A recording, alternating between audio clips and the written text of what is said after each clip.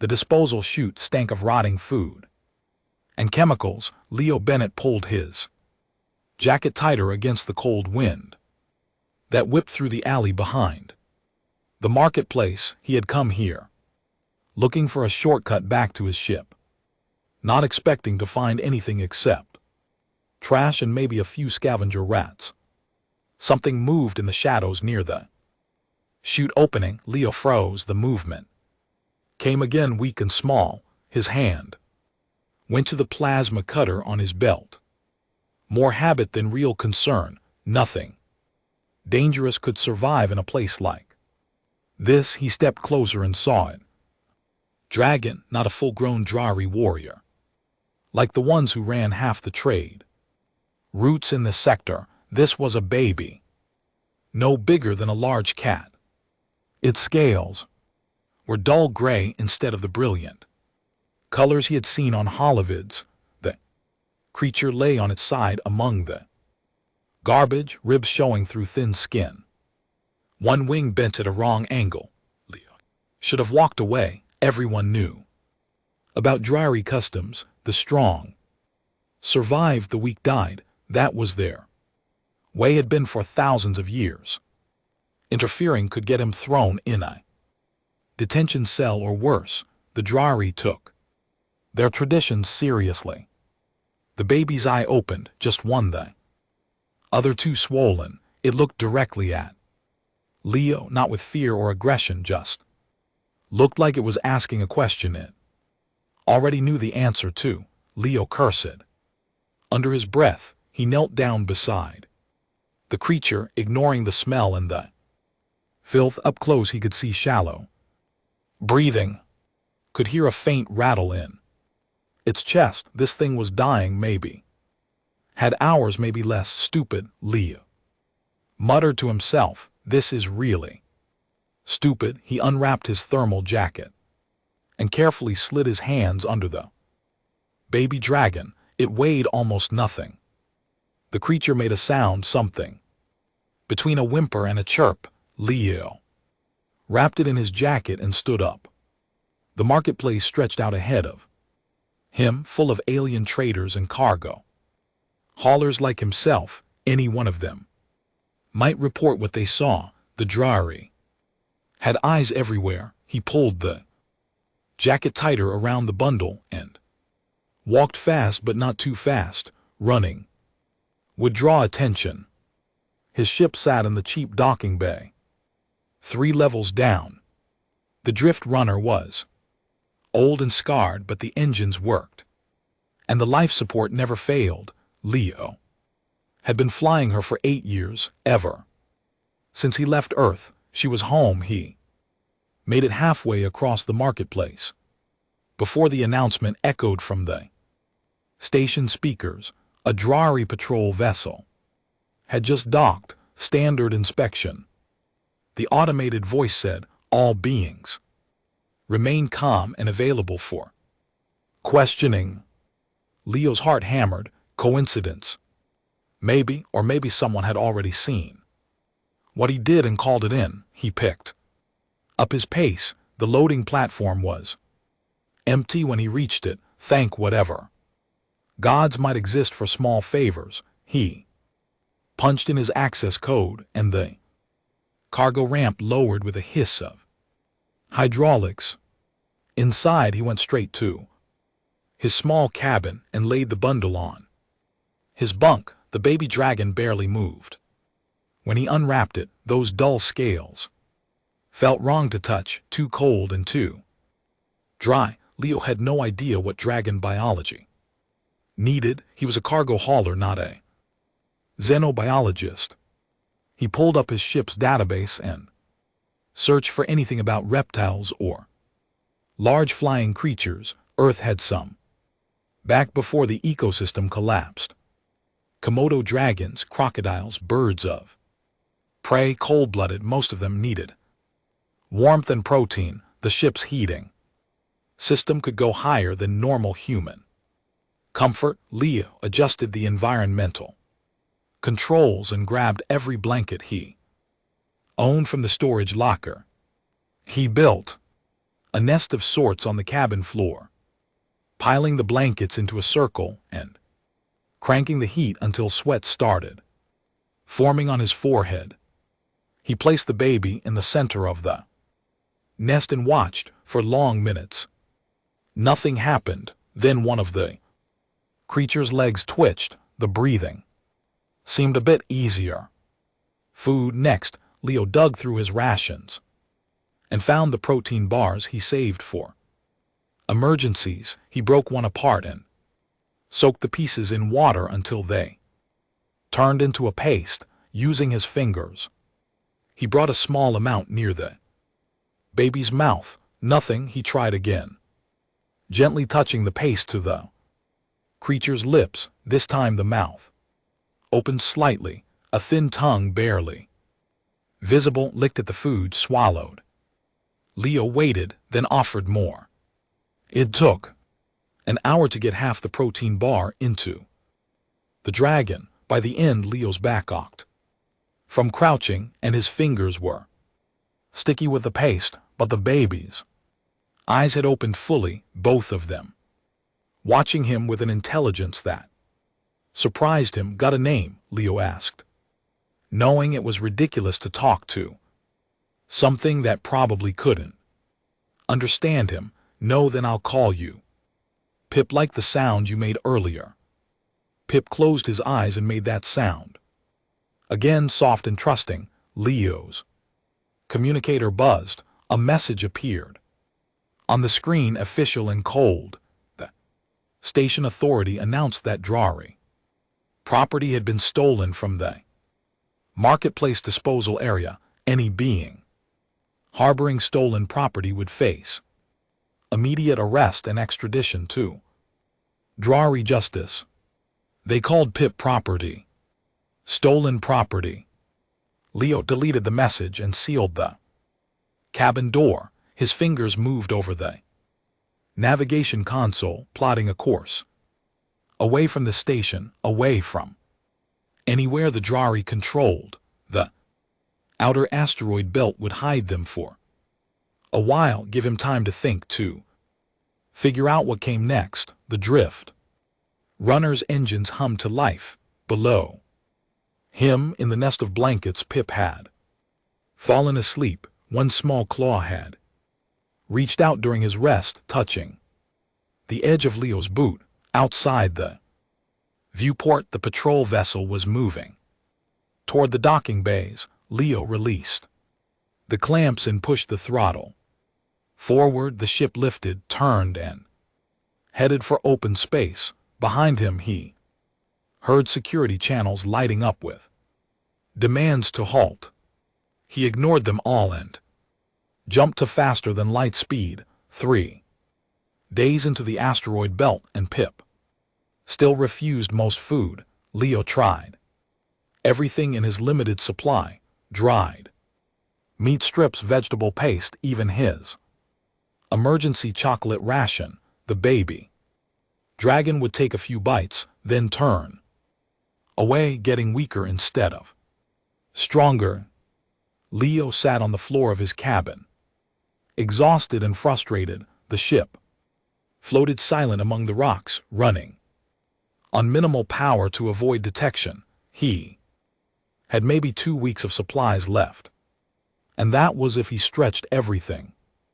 Less if Pip needed specialized food he couldn't provide. Come on, little guy, Leo said, offering another piece of soaked protein bar. You have to eat something. Pip lifted his head but made no move toward the food.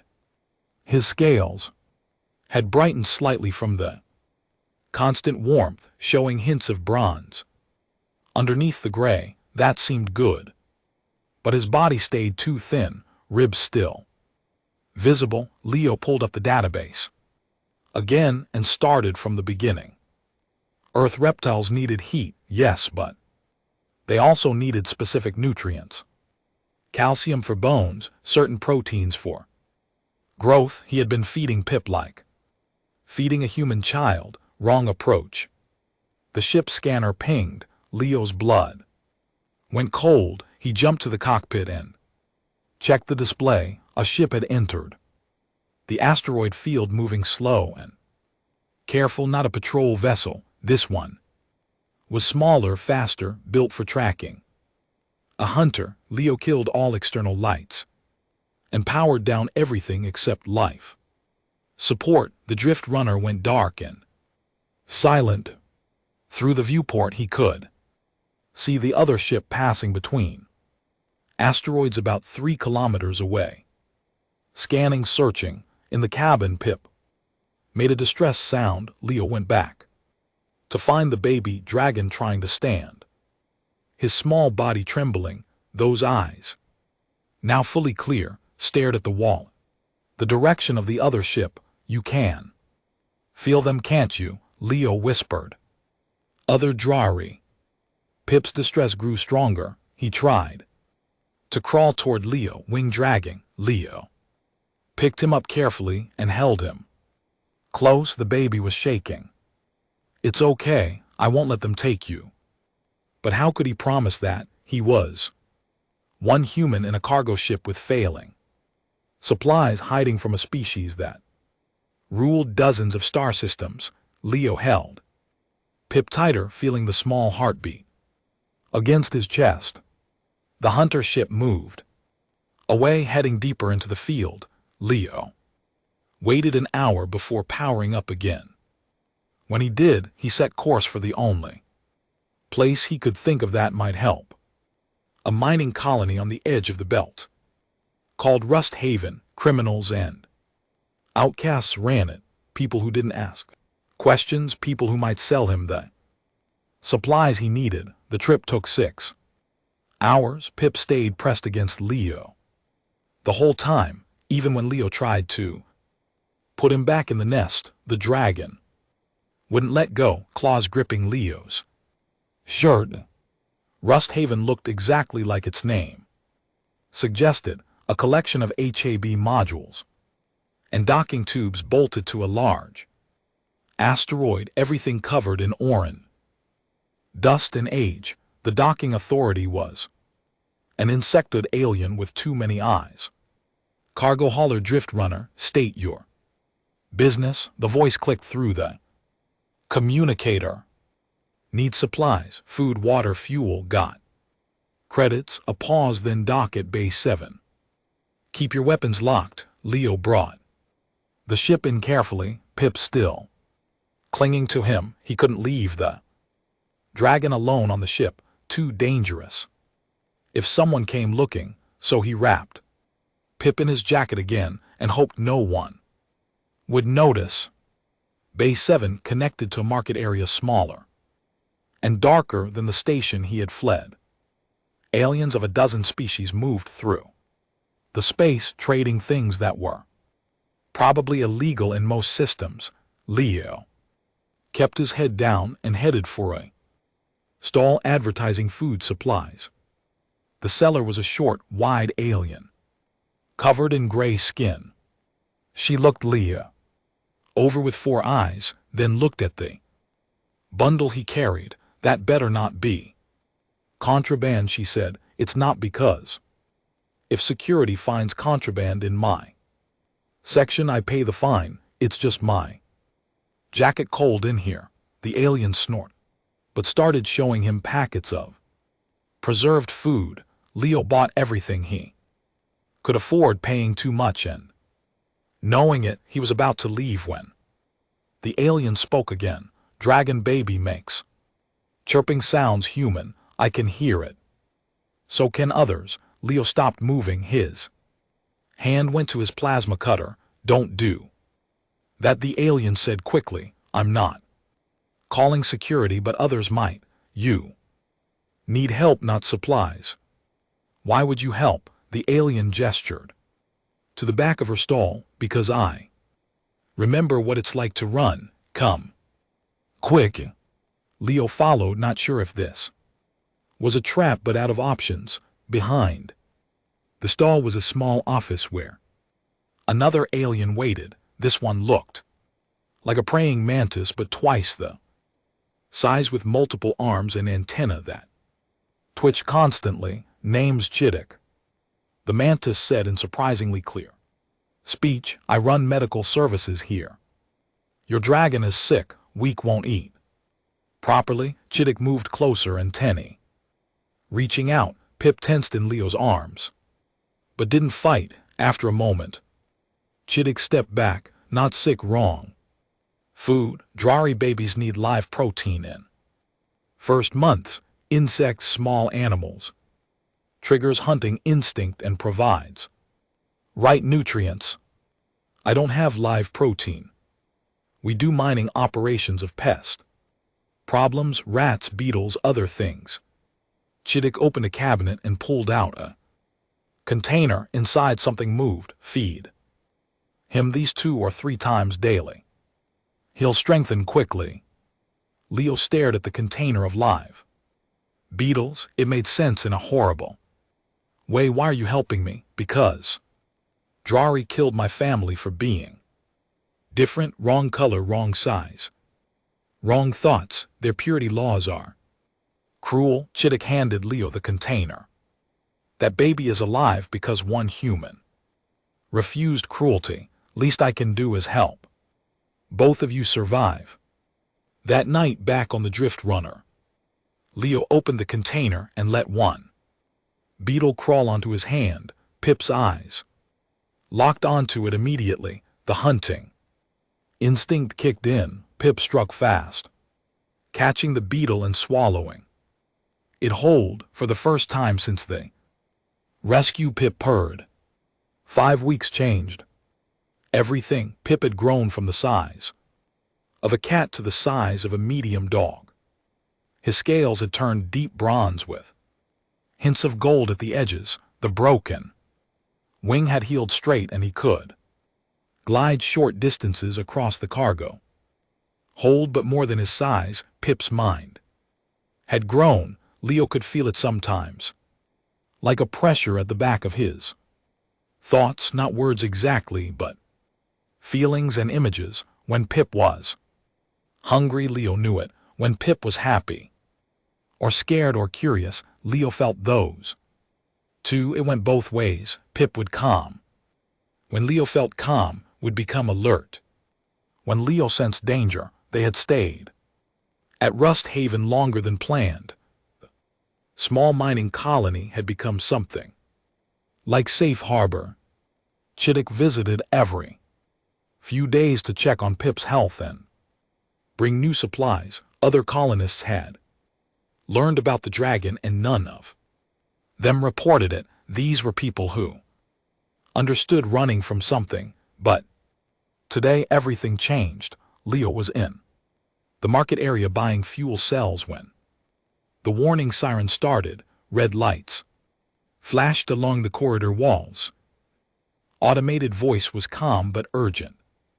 Unidentified military vessel approaching. All civilians to shelters. This is not a drill. Leo ran. The drift runner was docked 2 sections away. He pushed through panicking aliens and reached the bay in under 3 minutes. Inside his ship, Pip was already agitated, pacing the cargo hold with his wings half spread. I know, buddy, I feel it too. We need to go. The cockpit displays showed the approaching ship. It was Drari design, sleek and dangerous. Not a patrol vessel or even a hunter. This was a military corvette, armed and shielded, the kind of ship they sent when they wanted to make a statement. Leo's hands flew over the controls. The drift runner's engines powered up, but undocking procedures took time. Time he might not have. Chittick's voice crackled over the communicator. Leo, don't run. They've locked down all traffic. You'll be destroyed before you clear the docking bay. I can't let them take him. Come to medical section now. Trust me. Leo looked at Pip. The dragon was watching him and Leo could feel the question in that stare. Trust or run. He grabbed the container of beetles and scooped Pip into his arms. The dragon had gotten heavy, solid muscle under Those scales, they ran through the corridors following the signs too. Medical, Chittick waited at a door marked storage. Inside was a large room filled with equipment and supplies, but Chittick led them to the back wall and pressed a hidden panel. A section slid open, revealing a narrow tunnel, old mining shaft. Chittick said, goes deep into the asteroid. They won't scan this far down. What about you? If they find out you helped us, I'll deny everything. Go. There are emergency supplies in the deep section. Stay quiet and wait. Leo climbed into the tunnel with Pip pressed against his chest. The opening sealed behind them. Darkness swallowed everything except the small lights on Leo's wrist unit. He moved forward, feeling his way along the rough stone walls. The tunnel opened into a small cavern about 50 m down. Emergency glow panels activated when they entered, casting pale blue light. Boxes of supplies lined one wall. Water, food, medical kits, enough to survive for days. If needed, Pip squirmed free and explored the cavern, sniffing at everything. Leo sat down on a supply box and tried to calm his racing heart. Above them, somewhere in the colony, Drari soldiers were searching, looking for him, looking for Pip. Hours passed. In silence, Leo dozed off at some point, exhaustion taking over. When he woke, Pip was curled against his side, warm and steady. Leo's hand rested on the dragon's neck, and he could feel the double heartbeat there, slow and calm. A feeling pressed into Leo's mind, not fear, curiosity, then an image, fuzzy but clear enough. Leo recognized it. After a moment, it was himself seen through Pip's eyes, fuzzy around the edges like a memory. You're trying to talk to me, aren't you? Leo whispered. The feeling grew stronger. Affirmation. Yes, can you understand what I'm saying? Another feeling, partial understanding. Words were still strange, but emotion and intention came through clear. Leo leaned back against the stone wall. We're in trouble, Pip. Your people want you dead because you're different. My people won't care enough to help. We're both alone in a galaxy that doesn't want us. Pip's head lifted. The dragon moved closer until his snout pressed against Leo's shoulder. A new feeling came through their connection, complex and layered. It took Leo a moment to understand it. Home safe pack. Pip didn't mean a place, he meant Leo. Yeah, Leo said quietly, throat tight. I guess we're family now. Weird, broken family, but family. The communicator in Leo's pocket buzzed. He pulled it out carefully and saw a message from Chittick. Soldiers searched everything, took samples and scanned. They're leaving, said. They'll be back if anything suspicious happens. Stay hidden until I signal. Safe. 2 more hours passed before the all clear came. Leo and Pip climbed back up the tunnel and emerged into the medical section. Chittick was waiting with news. The ship captain is named Roth Valen. He's not just hunting you, he's hunting every Drari who doesn't fit their perfect standard. 3 other dragons were killed in nearby systems last month. Pip isn't the first they've thrown away. Why are they so determined? Because he survived, because someone saved him, because it proves their way isn't the only way. Chittick's antennae drooped. You need to leave Rust Haven. Not safe anymore, but I know a place. Coordinates for a station that takes in people like you and Pip. What kind of station? The kind that doesn't exist on any official map. The kind where being different isn't a death sentence. Chittick transferred the data to Leo's communicator. It's called Haven's Gate. Tell them Chittick sent you. They'll Understand. That night Leo prepared the drift runner for departure. Pip watched from the cargo hold, no longer the dying baby. From the disposal chute. Stronger now. Smarter but still vulnerable in a galaxy that saw him as a mistake. Leo set the coordinates for Haven's Gate and hoped this mysterious station was real. Because running was getting harder and Pip deserved better than hiding in tunnels Haven's Gate appeared out of nothing. One moment the drift runner floated in empty space near a purple nebula. The next moment sensors showed a massive station materializing from cloaking fields. Leo had seen military stealth tech before, but nothing this sophisticated. Cargo vessel drift runner, transmit your clearance code. Leo sent the data Chittick had given him. For 30 seconds nothing happened, then the voice came back. Different this time, warmer. Welcome to Haven's Gate. Proceed to Docking Bay 12. Someone will meet you there. The station was huge, built into a cluster of asteroids that drifted through the nebula's outer edge. Docking ports covered every surface, and ships of 100 different designs came and went. Leo had never seen so many species in one place. Bay 12's airlock opened to reveal a female alien with blue skin and 4 arms. She smiled when Leo emerged, with Pip walking beside him. I'm Quillen. Chittick told us about you and your friend. How was the journey? Long? Nervous? Is this place really safe? Safer than anywhere else in the galaxy.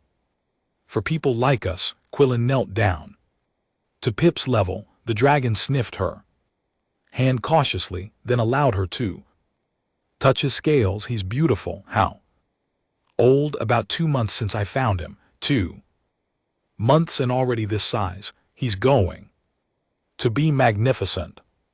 Quillen stood and gestured for them to follow. Come, there are others you should meet. Station's interior was clean but worn, showing years of use and repair.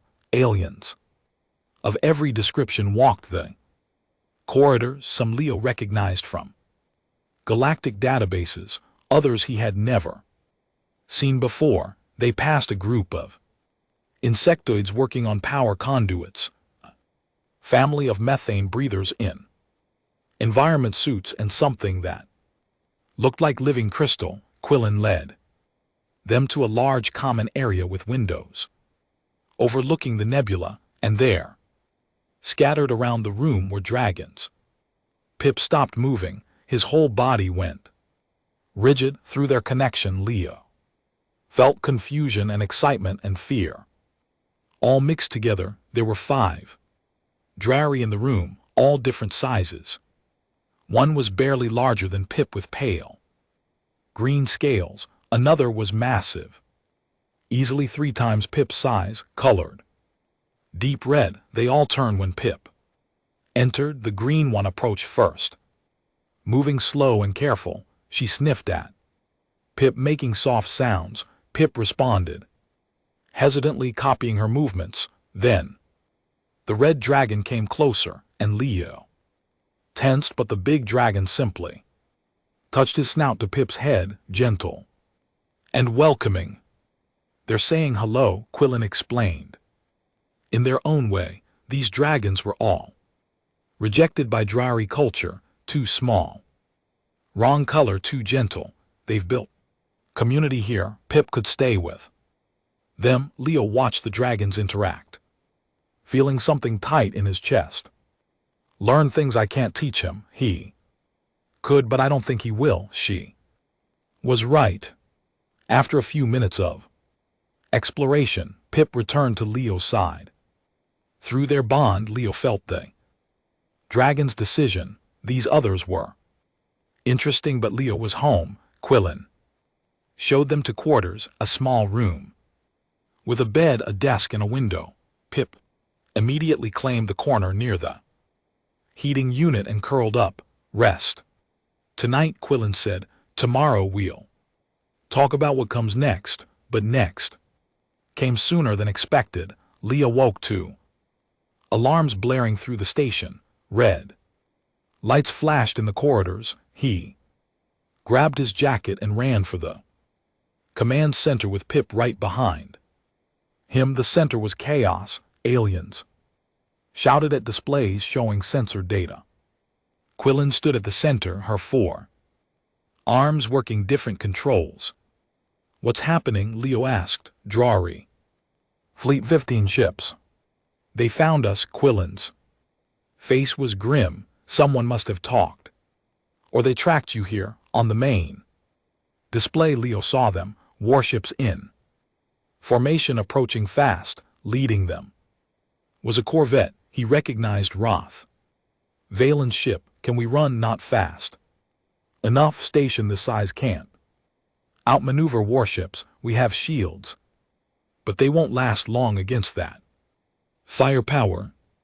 Leo watched the fleet approach and felt Pip press against his leg. 2 months ago, he had been a simple cargo hauler. Now he was responsible for bringing death to hundreds of refugees. Let me talk to them, Leo said. Maybe I can negotiate, turn myself in. They won't negotiate. Roth Valen doesn't compromise. Quillen looked at the screen with centuries of sadness in her eyes. He's killed too many already. But Leo was already moving to the communication station. He opened a channel to the fleet. This is Leo Bennett of the cargo ship Drift Runner. I'm the one you want. Let the station go and I'll surrender. The reply came fast. Roth's voice was cold and precise. You have contaminated Drari property with human influence. The creature you harbor must be destroyed along with every other genet. Failure taking shelter in that station. They're not failures, they're just different. Different is failed. The Drari way has maintained our strength. For 10,000 years, we do not tolerate weakness. Leo felt Pip's fear through their bond, but also something else, anger. The dragon understood more than Leo had realized. Your way threw away something precious. Leo said. Pip is smart, loyal, strong in ways you don't recognize. You're the ones who failed, not him. Roth's laugh was harsh. A human lecturing me on Drar. Honor, your species abandoned your own planet. Tell me about failure. We learned from it. You haven't. The channel went silent. Then Roth spoke. Again, different tone now. Dangerous. I challenge you to single combat. Human tradition. I believe if you win, my fleet leaves. If I win, you die and we cleanse the station. You have 1 hour to accept. The communication cut off. Quillen grabbed Leo's arm. Don't do this. He's a trained warrior. You're cargo hauler. I'm a cargo hauler who saved a dragon's life. I can figure this out too. Leo looked at Pip, who stared back with complete trust. Besides, I'm not fighting to win. I'm fighting to buy time. Time for what? Leo pulled up the station's communication array. Time to tell everyone in the galaxy what's really happening here. Time to show them that Roth's way isn't strength, it's fear. He started recording. The observation deck had the best view of the nebula and the worst view of the approaching fleet. Leo stood in the center of the large room, checking his equipment. Plasma cutter, grappling hook, magnetic clamps, tools from his cargo hauling days. Nothing meant for combat. Across from him, Roth Valen waited with perfect stillness.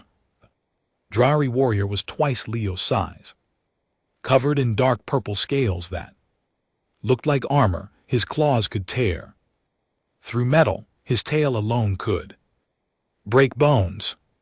Around the edges of the deck, refugees watched hundreds of aliens who had found safety at Haven's Gate. Pip sat at the front, surrounded by the other dragons. Through their bond, Leo felt the dragons' terror and faith fighting each other. Quillen stood between the fighters. The terms are clear: combat until surrender, or death. Winner's demands will be honored. Begin when ready. She stepped back. Roth moved forward immediately. Fast for something so large. Leo dove sideways as claws swept through the space his head had occupied. He rolled and came up running, putting distance between them. Running already. Roth's voice carried contempt. Is this human courage? Leo didn't answer. He was studying the environment, looking for advantages. The observation deck had support columns, maintenance panels, and large windows. Ladder led to an upper walkway. Everything could be a weapon if used right. Roth charged again. This time, Leo grabbed a magnetic clamp and threw it at the nearest support column. The clamp activated, and Leo used his grappling hook to swing around the column, keeping the metal between them. Tricks, Roth said, typical of lesser species. Lesser species adapt. Leo shot back. We survive by thinking, not just by being big. He moved to another column, always keeping something solid between him and Roth. The Dryari warrior was stronger and faster, but the space limited his movements. Those wings couldn't spread fully in here. That tail couldn't swing without hitting obstacles. Roth realized the problem and changed tactics. He breathed fire, a stream of flame that turned the air to furnace heat. Leo barely made it behind a maintenance panel before the fire hit. The metal glowed red through the bond.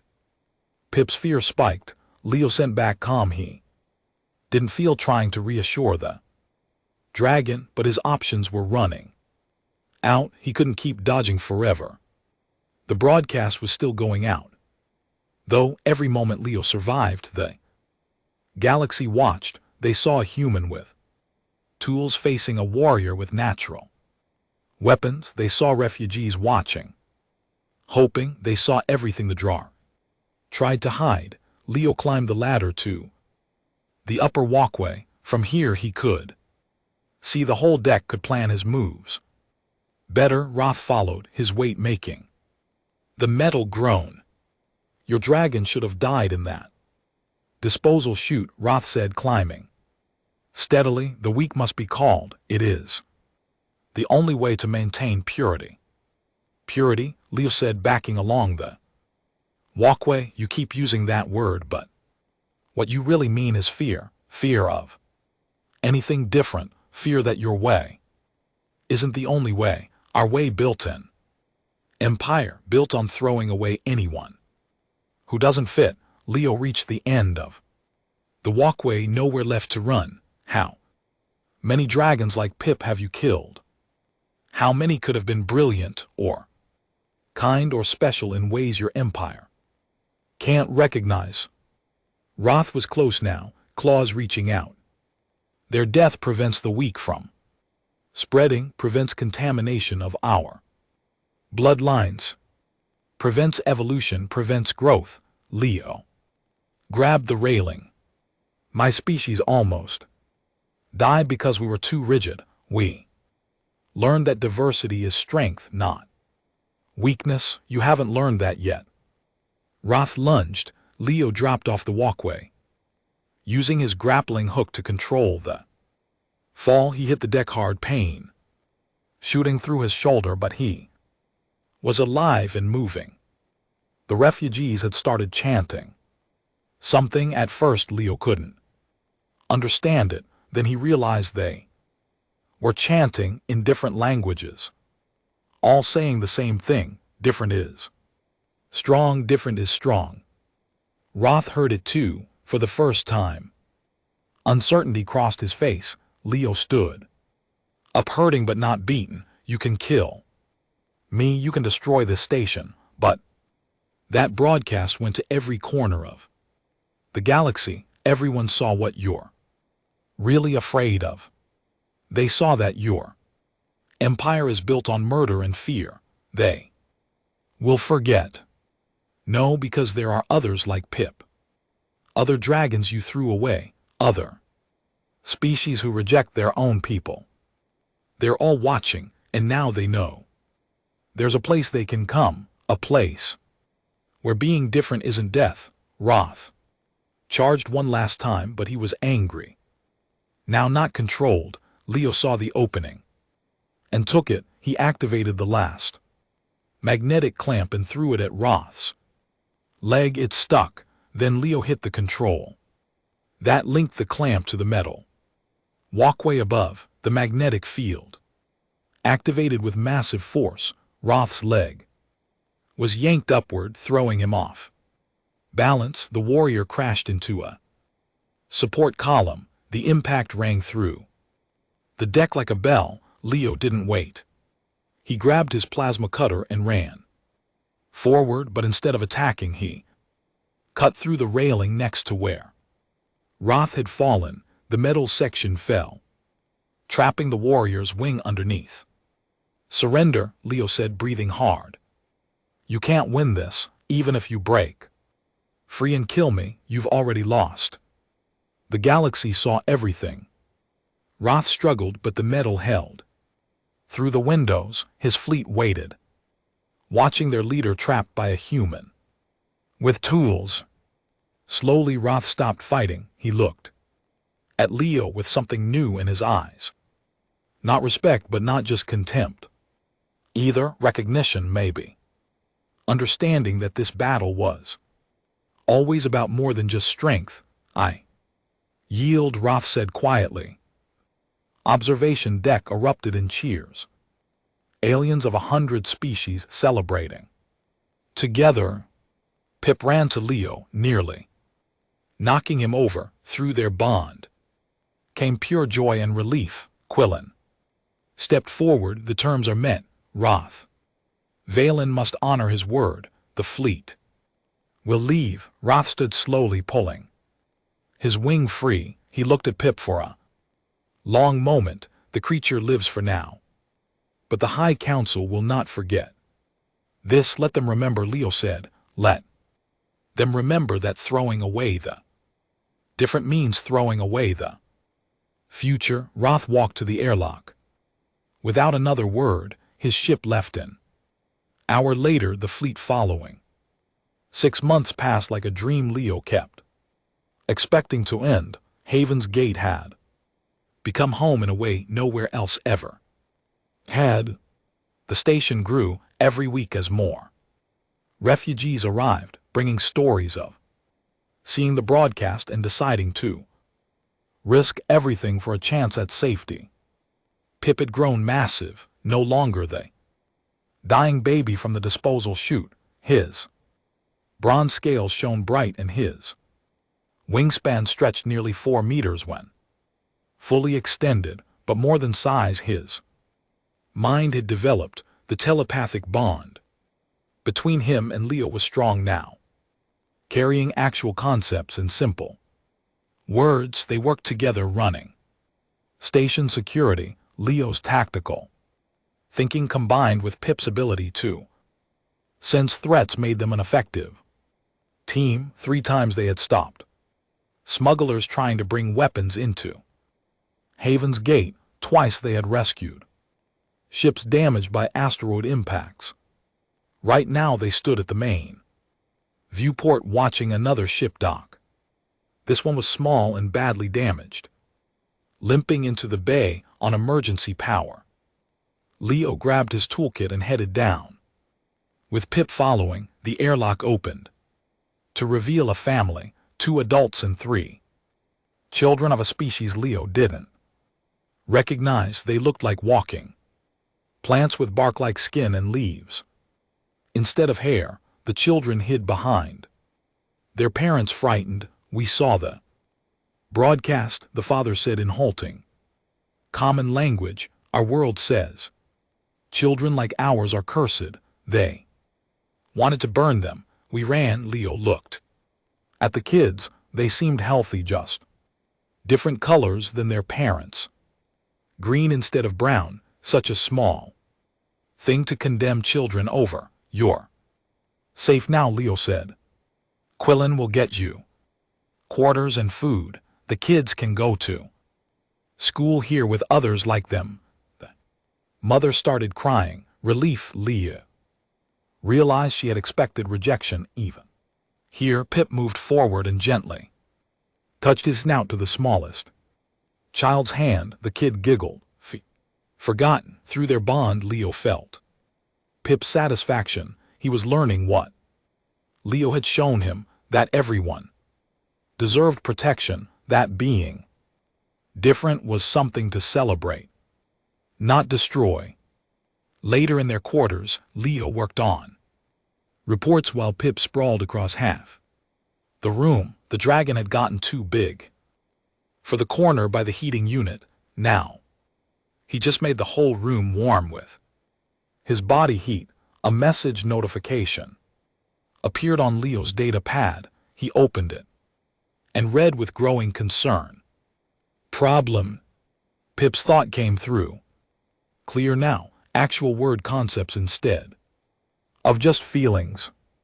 Maybe the Galactic Council wants to meet with Quillen. They're officially recognizing Haven's Gate as a protected sanctuary. Good things should be, but politics are complicated. Leo set the pad down. Recognition means rules, inspections.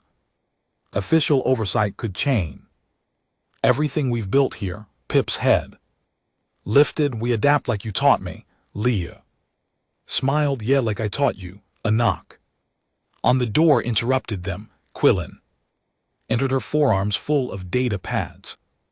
Lee, we need to talk about the council meeting. They want you there. Me, I'm just security. You're the symbol, the human who saved the dragon. Your story started all of this. She set the pads down. The galaxy is changing because of what you did. Because you refused to walk away from something that needed help. I didn't do anything special, just couldn't leave him there. That's exactly what made it special. Quillen pulled up a holographic display showing statistics. 17 new sanctuary stations have been established.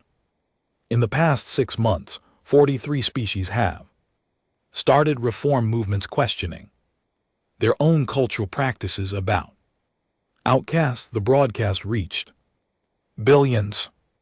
Leo looked at Pip, who was watching the conversation with intelligent eyes. What do they want from me at this meeting?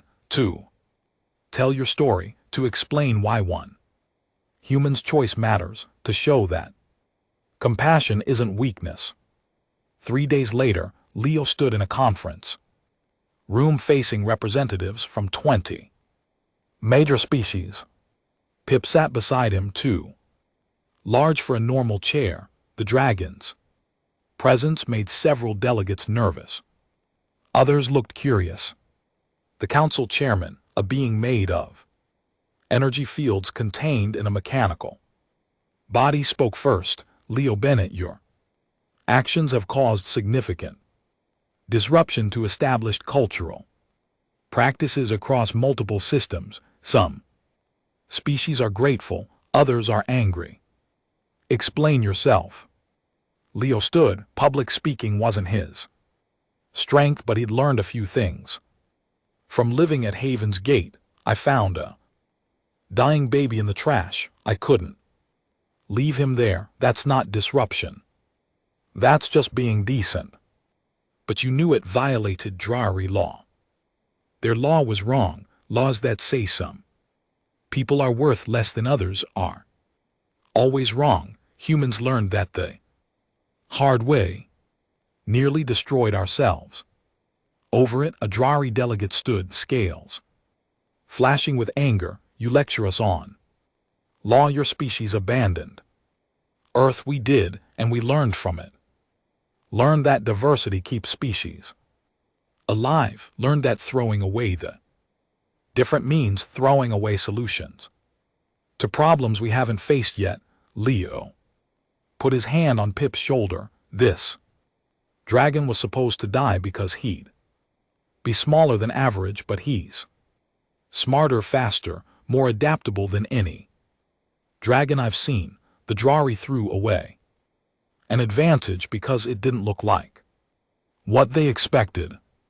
Silence filled the room. Then a delegate from a species Leo didn't recognize spoke. Our world has similar practices. After seeing your broadcast, our youth started questioning them.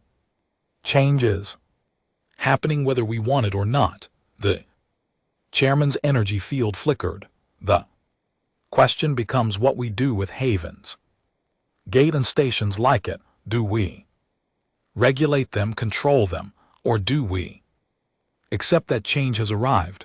An old delegate, something reptilian and wise looking, finally spoke. The human asks nothing from us except to be left alone, to help others. Perhaps that is answer enough. We recognize Haven's Gate and all sanctuaries like it. We protect them under galactic law, and we learn from what they teach us. The vote was close, but it passed. Walking back to their quarters after the meeting, Pip sent a thought to Leo. What now? Now we keep doing what we've been doing. Help people who need it, build something better. Together, always together.